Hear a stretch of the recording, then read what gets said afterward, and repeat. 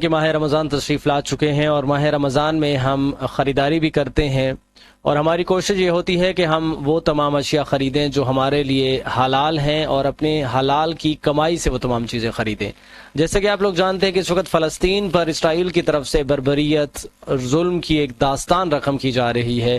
اس حوالے سے ایک چھوٹی سی اپیل آپ لوگوں سے کرنا چاہتا ہوں کہ بطور مسلمان ہمارا یہ فرض بنتا ہے کہ ہم اپنے مسلمان بھائیوں کی مدد کریں.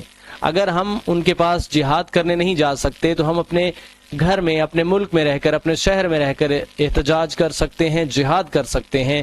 اور احتجاج ہمارا اسرائیل کو اتنا نقصان نہیں دے گا جتنا ہمارا ایک عمل، اور وہ عمل کیا ہے؟ وہ عمل ہے جناب ان کی اشیاء کا بائیکاٹ کرنا. اگر ہم ان کی اشیاء کا بائیکاٹ کریں گے تو یہ عمل ان کو انتہائی پریشان کرے گا اور ہمارا یہ احتجاج جہاد کی شکل اختیار کر کے ہمارے فلسطینی بھائیوں کے لیے بہت توانا آواز بنے گا. اور چاہے ہم اس سے کوئی بہت بڑی سلطنت فتح نہ کر سکیں، ان پر کوئی پہاڑ نہ گرا سکیں، لیکن ہماری نیت کا اجر ہمیں ضرور ملے گا. اور ہماری نیت یہ ہے کہ ہم اپنے فلسطینی بھائیوں کے لیے اسرائیلی مصنوعات کا بائیکاٹ کر رہے ہیں.